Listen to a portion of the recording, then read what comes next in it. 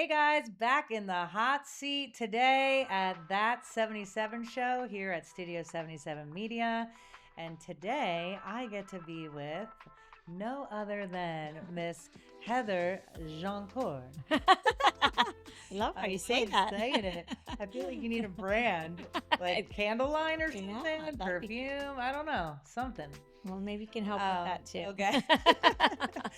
So Heather is a local community, right? She belongs to well, are you Pittsburgh North Chamber and Swickley too, or just Pittsburgh North? Pittsburgh North. Pittsburgh North. Mhm. So originally that's how we met, Mhm. at her store, Generoasta.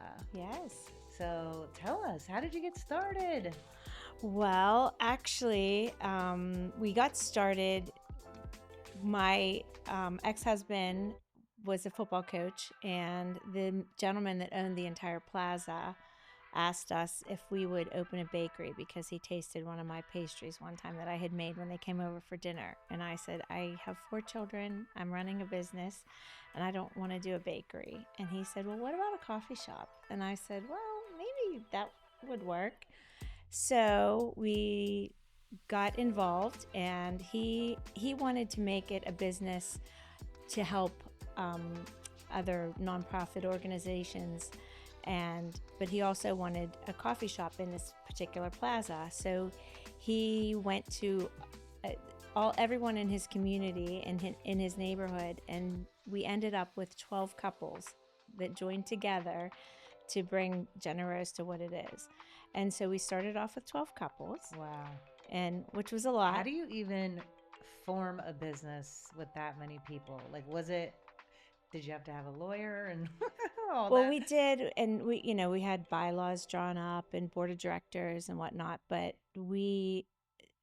I think the majority of the people wanted to just put money in and just hope that it worked out. Mhm. And so, long story short, after a year, it was a struggle. It was a new development. There was not many people. It's not the plaza that it is today. And so right out of the gate, I had 4 children, and I was like, the money that we put up, it was part of their college education. And I was like, I don't want this business to go under. So the first 2 years, we did a big gala, and we raised all this money for 3 different charities each year. And that's where the name Generoasta came from, being generous to the community, and roasta meaning we roasted our own coffee in the space. And so we started doing that, and we were very successful raising money for different charities. I think each year we raised about $35,000 to donate to the separate charities. But as a company, we were kind of almost going under, and I stepped in and I said, I love doing this and sharing, money with different organizations. But if we don't start taking care of the business, we're not going to be here. So I started after the first year. We lost our manager, and I kind of stepped in, and I was running the business after the first year. So it started from there. It wasn't anything that I thought that I was ever going to do. I would just bake and donate pastries and kind of help the employees run the business and whatnot. And then after probably, 5 or 6 years, I was like the sole, I was running it. The gentleman that owned the property and everything turned his shares over to us. And so I took the lead, and I loved it. Yeah. Yeah, I did. Well, I've been in there many times, and obviously you all helped cater the grand opening, which was amazing. Thank you. Thank you. But I remember my first time going in there, and I thought, wow, this is so cool. All the TVs with advertisements, the wine selection, the pastries. I mean, you just hit every need, right? Or want. Someone coming in before work, after work, hosting an event there. I'm constantly seeing you guys active on social media and running all these events. I mean, you can tell there is a mastermind behind this. So I'm Well, I'm very impressed. well, So do you guys?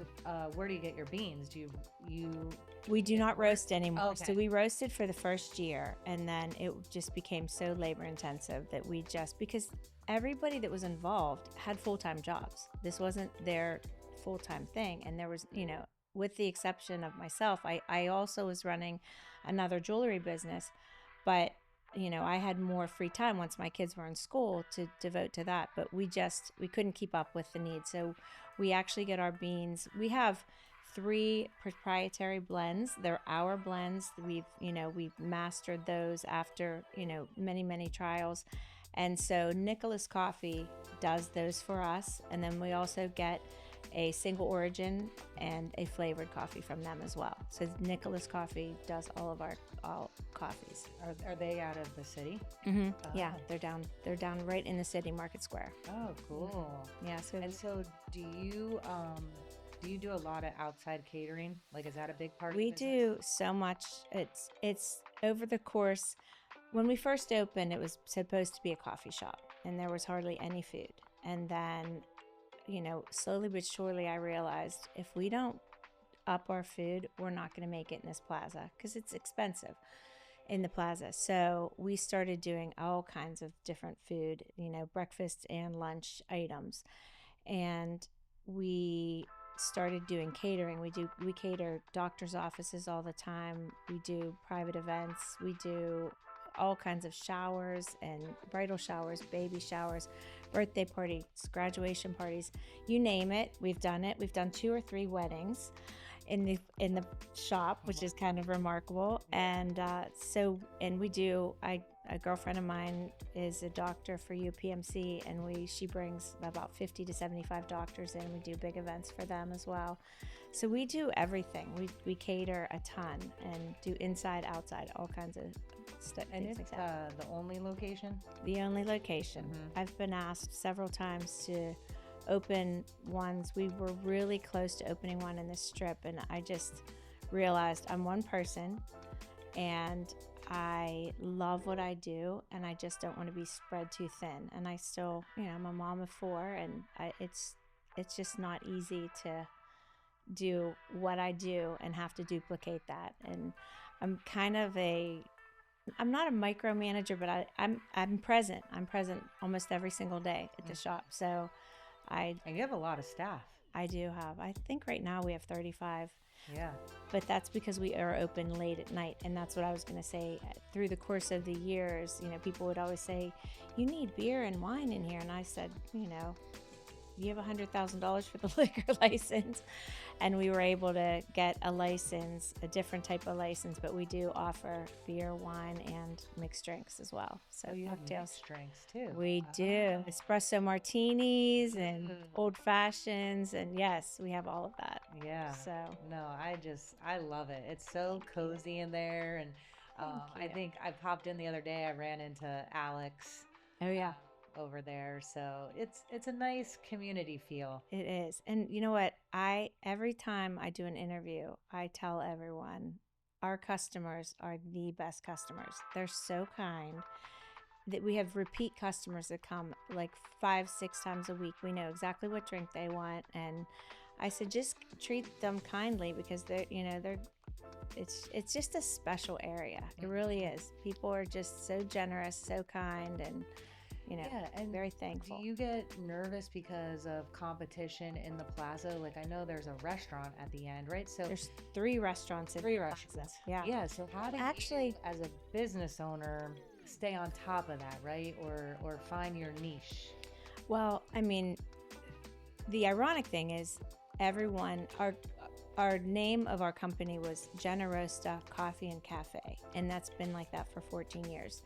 And just this past February, we changed it to Generoasta Cafe and Bistro because we are open at night and we're going to be offering meals, ossobuco and pasta with shrimp and, several different entrees. And so we wanted to change the name to Bistro because people don't have any idea that we're doing any of this stuff at night, and that we offer wine, and that I have a pastry chef on board, and she works 40 hours, and we sell tons of pastries now. And people often will go to Off the Hook and have a nice dinner, and then they'll come back and have a cheesecake and an after dinner drink at our place, and so we obviously cannot compete with Off the Hooks, Il Pizzio, and Elia in our plaza. They're all high end. They're delicious restaurants. I go there myself. I love them. But we try to do our own little thing, and it works. People really like to come. We don't have a bar. It's not like a bar. It's Right. just a comfortable, casual, restaurant. And we do have some fun things. We do karaoke. We do live music every single Friday night. And then we also do trivia on Wednesday nights. So a lot of people are realizing that we do these things now as well. So they're coming in like, I never knew you did all this. Yeah. It's like, yeah, you haven't been in a while. So you're open from what, 5 in the morning till? We open at 7 after COVID. Okay. We were 6 a.m. We were 6 a.m. We would get there at 5 and open at 6, but now we get there at 6 and open at 7.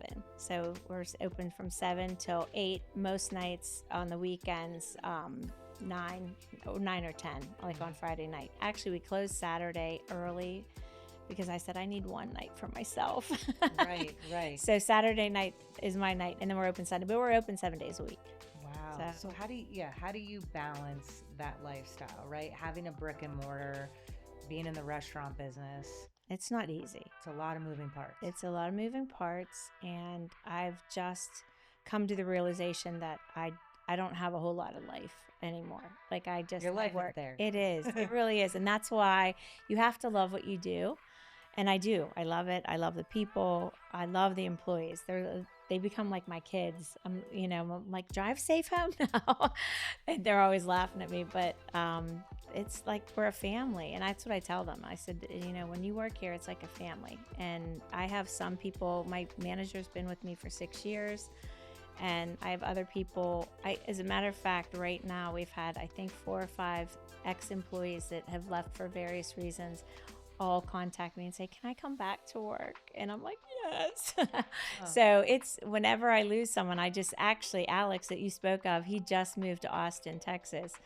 And when he left, we stood behind the bar and we just were crying. Like we were so sad that he's leaving. So I love that part of the job. Like that's my favorite part. Getting to know people. A home away from home. It is. You're not probably stressed out about, no, gotta go take care of this business and work with all these people that I can't stand. No. I think, being an entrepreneur, we talk about this a lot, just having the vision or having that work ethic and then wanting others to feel the same. Mm-hmm. Right? But it all has to start within here. Like, do I love this? Is this something I really enjoy? Right. Do I want to learn more? Do I want to grow? Or maybe some of these kids are going to open up their own business.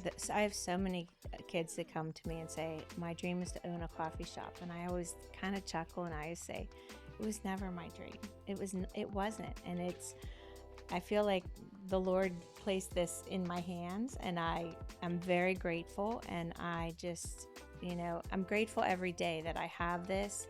I mean, my job, aside from my jewelry business, was raising my 4 children.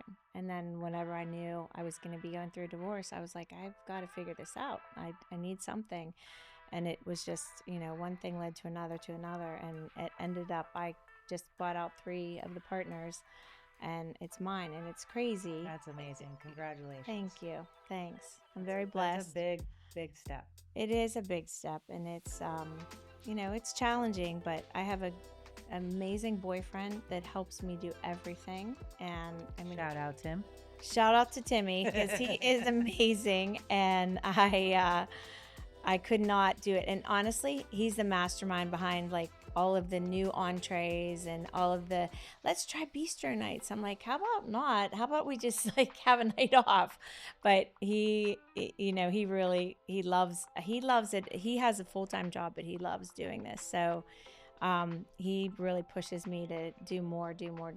And, with all of the events that we do and things like that, it's crazy busy, but it's nothing. I never wake up in the morning and think, I have to go to work today. I never do, which is nice, because I always tell people, if you don't love your job, try to find something that you do love, because there's jobs out there that you will love. Yeah, and it And don't takes be stuck. time. Yeah. You gotta Yeah. you gotta test the waters and see what's out there, Exactly. and learn from others, and just keep following. Like you said, sometimes doors open, or someone is put in front of you for a reason, Mm-hmm. and there could be an opportunity that you might be like, nah, that's not for me. True. You just give it a shot. Right. So do you offer any internships or volunteer opportunities if people want to help out with the events? We have done some that, people have helped somewhat with the events. It's hard to have like a volunteer, because behind the counter, we have 4 sections. We have the food section, we have the register, we have the espresso, and then we have a frozen section where we do all like, acai bowls and frozen drinks and whatnot, all blended, and yogurt bowls. And so there is so much. I tell, like, people will come in that work in restaurants and they'll say, oh, I'll be able to pick it up. And I said, you will pick it up, but it'll take you a couple months. And so if there is someone that wants to just volunteer, it's very difficult, because there's so much to learn, because we do serve breakfast, lunch, and dinner now. Mm-hmm. So it's a lot to learn, and it's just the register alone. I mean, we just got a whole new register system. I tell everyone I'm in training. They're like, yeah, right. I'm like, I'm serious. Well, you bring up a great point. Like, owning a business, you have to understand how to pivot. Yes. And I talk about that a lot just in my own businesses, because back in the day, it used to be very just structured, right? Very simple. This is how it's done. Right. And nowadays, we're moving so fast, right? There's Things are so changing. there's so many different ways to do business. Sure. Brick and mortar, online, all your different social platforms. Now, you have people doing pop-up shops, even farmers markets, right? You could go set up like a booth for Generoasta. Right. There's all these different avenues, and you have to sit down and ask yourself, do I go test market that, or do I just stay put? Right? Because it could be very expensive to just test that stuff. Right.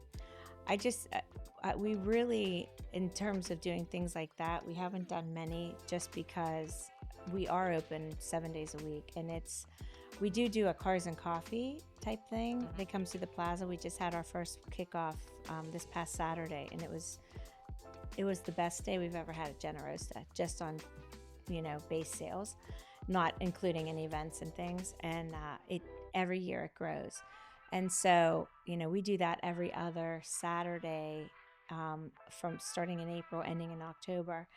And it's a lot of work to prepare for it. And so we just don't have a ton of time to go do outside things. I had 2 employees this past year approach me and say, why don't you buy a food truck, and we'll go around and we'll do food and drinks and whatnot. And so that's in the back of my mind. Yeah, they want to call it Generoma. Oh. They already have a name for it, Generoma. That's cute. So, so the truck that they had found and picked out for me to purchase for them, it sold within like a day. So I said, stay tuned. But the one girl is going to law school. I said, you go to law school. Generoma will be here if you want to do another try at that. So, but yeah, there's a ton of opportunities out there. I just wish there was another me that that I could go do all of this. And I actually just brought my son back from Miami. He was living there for a year and a half, and I brought him back. He's working with me, so I might enlist him to go do some of these fun things like that. Yeah, especially the truck. Yeah, that would be cool. I know. It would be. I think there's a lot of big things on the horizon for you. Some potential. Yeah. There's definitely some potential. For sure. But you have done an amazing job over there. So go visit Heather and her team, her little family over there at Generoasta. Yes. Come and see us. What's the drink I always get? The dark and stormy. Dark and stormy. The chocolate. Yeah, I'm gonna miss that. Yes. Be back. So you can always come back and have it. Yes, I will. Yes. Well, thank you for joining us. Thank you and for having stay tuned, me. everybody, because we have more experts in the community, nonprofits, anyone that wants to be featured, just message us off of our Instagram or send us an email on the website. Have a good day. Thank you.